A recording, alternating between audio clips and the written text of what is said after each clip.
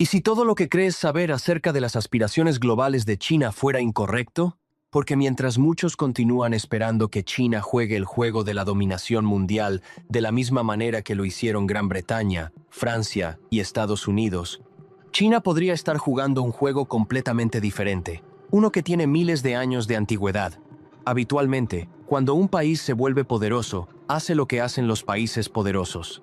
Construye bases militares por todas partes, invade naciones más débiles, impone su cultura y sus valores a todos por la fuerza. Piensa en el Imperio Británico con colonias en todos los continentes. O en Estados Unidos con más de 750 bases militares en 80 países. Ese es el manual occidental para ser una superpotencia.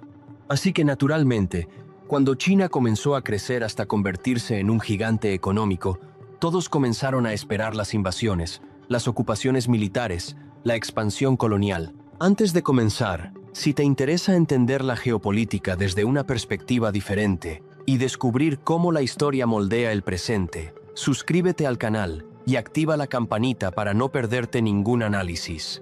Ahora sí, empecemos. Y sí, existen tensiones en el mar de China Meridional y preocupaciones sobre Taiwán, pero algo no cuadra del todo. China tiene exactamente una base militar oficial en el extranjero en Djibouti. Compara eso con las 750 de Estados Unidos y empiezas a preguntarte si tal vez China está leyendo un guión completamente diferente.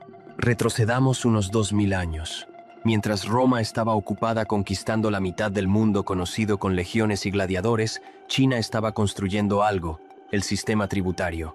En lugar de enviar ejércitos para aplastar reinos vecinos, China se posicionó en el centro de lo que llamaban todo bajo el cielo. Otros países enviaban enviados al emperador chino.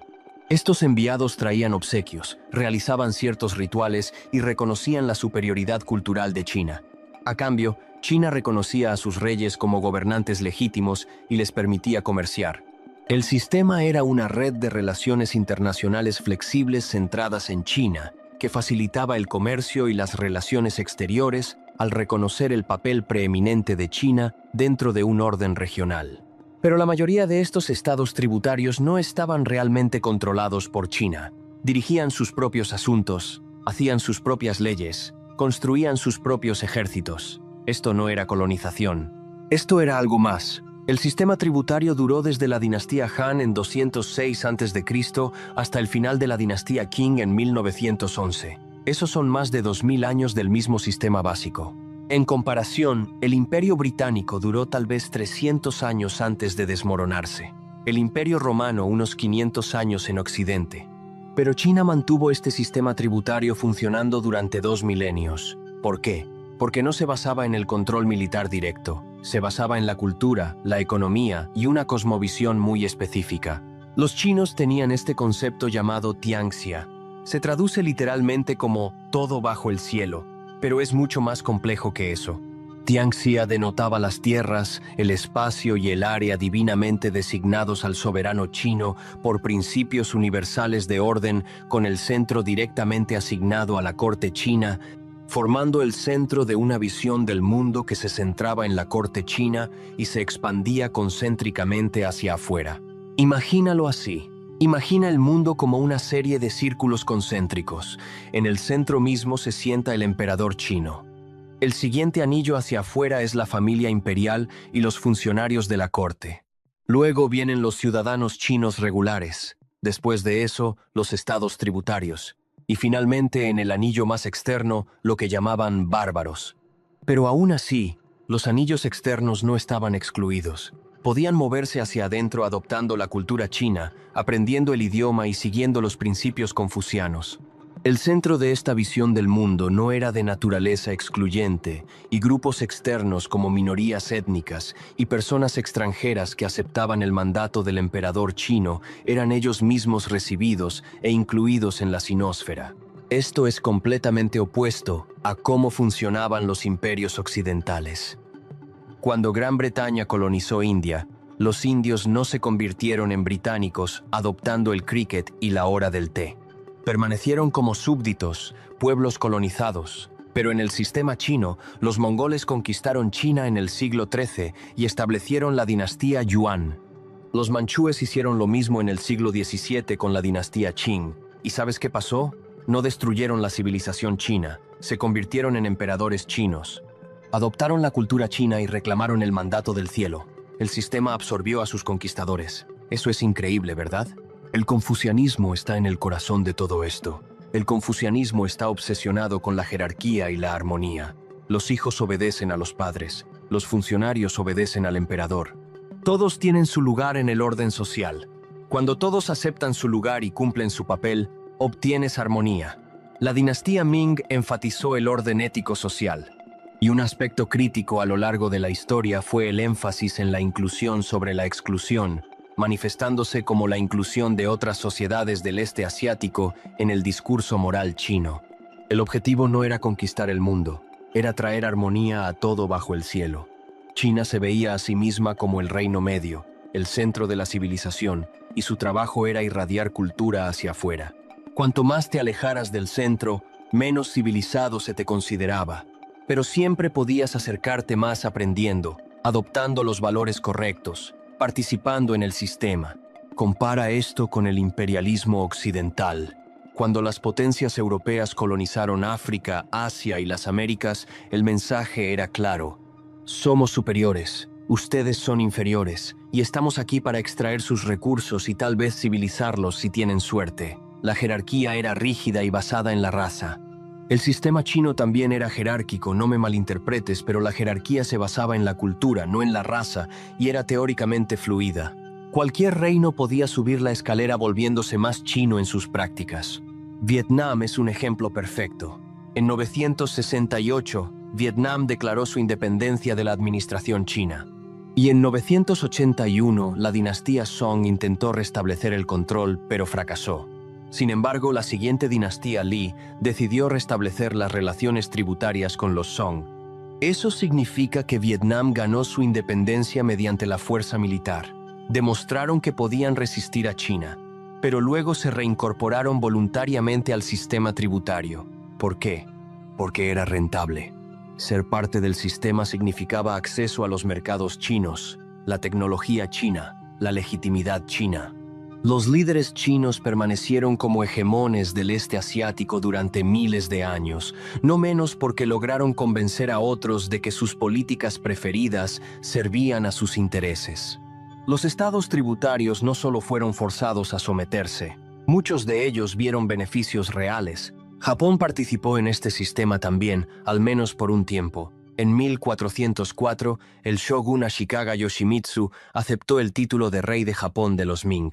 Y esta relación continuó hasta 1549, cuando Japón eligió poner fin a su reconocimiento de la hegemonía regional de China. Observa el patrón.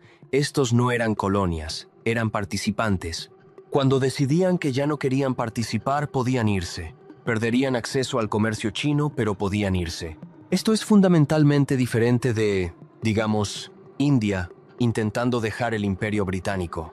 Los británicos no simplemente dejaron ir a India con un apretón de manos. Tomó décadas de lucha, protestas y finalmente el colapso del poder británico después de la Segunda Guerra Mundial.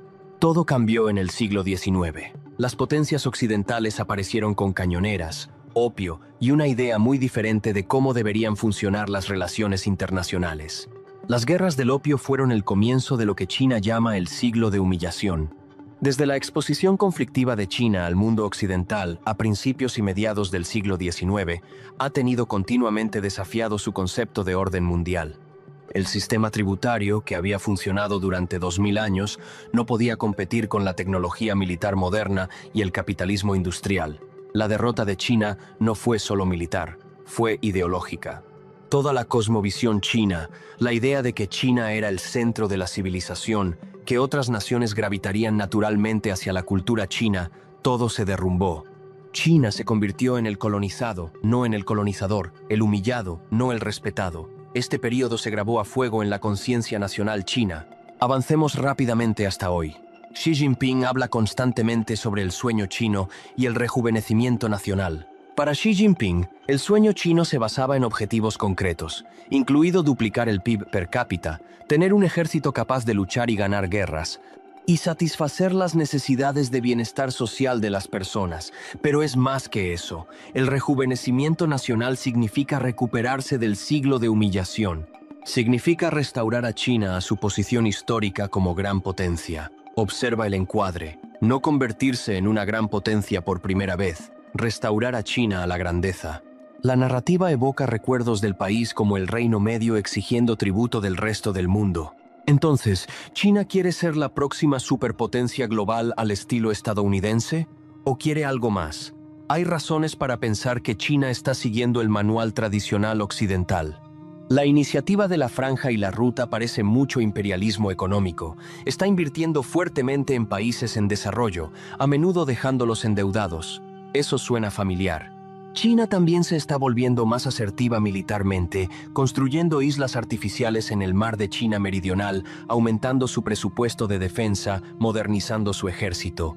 Xi Jinping ha vinculado directamente la aspiración de China de alcanzar el estatus de una potencia naval fuerte con la salvaguarda de los intereses económicos y el logro del rejuvenecimiento nacional. Pero luego miras los detalles y las cosas se vuelven turbias. China habla de una comunidad con un futuro compartido para la humanidad. Promueven esta idea constantemente. Beijing parece haberse comprometido a rehacer el mundo entero a través de la iniciativa de la Franja y la Ruta y un nuevo tipo de relaciones internacionales en una comunidad global de destino común. ¿Qué significa eso siquiera? Algunos argumentan que es un renacimiento de Tianxia en forma moderna. Un sistema jerárquico con China en el centro, pero uno basado en el beneficio mutuo, la influencia cultural y la integración económica en lugar de la conquista militar y el control colonial. El filósofo chino Zhao Tingyang literalmente escribió libros argumentando que Tianxia debería ser el modelo para la gobernanza global.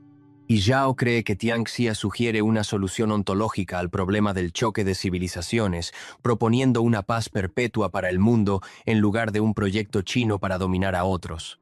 Según Zhao, un sistema Tianxia moderno implicaría 3 principios. Primero, internalizar el mundo, lo que significa aceptar a todas las naciones en un sistema compartido interdependiente sin exclusividad. Segundo, racionalidad relacional, priorizando la minimización de la hostilidad sobre la maximización del interés exclusivo. Tercero, algo que él llama composibilidad. La idea de que todos pertenecemos al mismo mundo nos guste o no. Suena bien, ¿verdad? Una gran familia feliz de naciones, pero los críticos no se lo creen. El profesor William A. Callahan llega a la conclusión de que en lugar de guiarnos hacia un orden mundial poshegemónico, Tianxia presenta una nueva hegemonía donde la gobernanza jerárquica de la China imperial se actualiza para el siglo XXI. En otras palabras, es solo el viejo sistema tributario con mejores relaciones públicas. China en el centro, todos los demás orbitando alrededor, reconociendo la primacía china a cambio de beneficios económicos. Eso no es igualdad entre naciones, eso es jerarquía. Pero la diferencia central entre el imperialismo occidental y el sistema tributario chino. Los imperios occidentales querían control directo. Ocupaban territorios, imponían sus leyes, extraían recursos y se iban cuando eran obligados a salir. El sistema tributario se trataba más de influencia que de control. Sobre integración económica en lugar de dominación política, sobre prestigio cultural en lugar de ocupación militar. La China moderna parece estar tratando de dividir la diferencia. Quiere integración económica a través de la iniciativa de la Franja y la Ruta. Quiere influencia cultural a través de institutos Confucio y poder blando. Quiere fuerza militar para proteger sus intereses. Pero no está invadiendo países y estableciendo gobiernos coloniales. Al menos todavía no. La gran pregunta es si esto es sostenible. ¿Puedes ser una superpotencia sin comportarte como una? ¿Puedes tener influencia sin control? ¿Puedes proyectar poder sin ocupación? China parece pensar que sí. Y si tienen razón, están creando un nuevo modelo de poder global, uno que se parece menos al Imperio Británico y más al viejo sistema tributario actualizado para el siglo XXI. Esto importa porque el mundo es genuinamente multipolar ahora. Estados Unidos sigue siendo la fuerza militar más poderosa, pero su dominio económico está disminuyendo. La economía de China es masiva y está creciendo. Europa está dividida, Rusia está luchando pero es peligrosa, India está ascendiendo. Cómo estas potencias interactúan dará forma a los próximos 100 años. El sistema tributario duró 2000 años porque era flexible y porque los estados tributarios vieron beneficios en participar. Pero lo último de eso fue hace unos 150 años. El mundo es diferente ahora. Las armas nucleares hacen impensable la guerra total entre grandes potencias. La interdependencia económica significa que no puedes conquistar a tus socios comerciales sin destruir tu propia economía. La era del imperialismo clásico ha terminado. Tal vez eso crea espacio para algo como un sistema tributario moderno. Un mundo donde los lazos económicos y la influencia cultural importan más que la conquista militar. O tal vez los líderes de China son lo suficientemente inteligentes como para estudiar el imperialismo occidental y aprender de sus errores. Tal vez están construyendo el mismo imperio con mejores métodos, extracción más eficiente, control más sutil. Todavía no lo sabemos, pero deberíamos estar prestando atención. Porque si China tiene éxito en crear un nuevo modelo de poder global, uno que se base en sus tradiciones históricas en lugar de copiar a Occidente, eso cambia todo sobre cómo pensamos acerca de las relaciones internacionales. La pregunta no es si China quiere poder. Cada nación en ascenso quiere poder. La pregunta es ¿qué tipo de poder?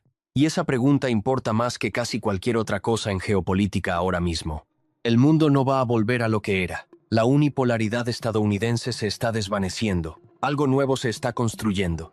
Comprender lo que China realmente quiere, no lo que esperamos que quiera, es crucial para comprender lo que viene en las próximas décadas.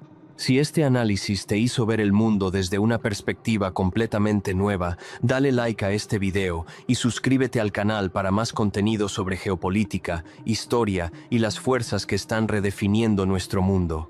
Nos vemos en el próximo video donde seguiremos explorando las ideas que están transformando nuestro futuro.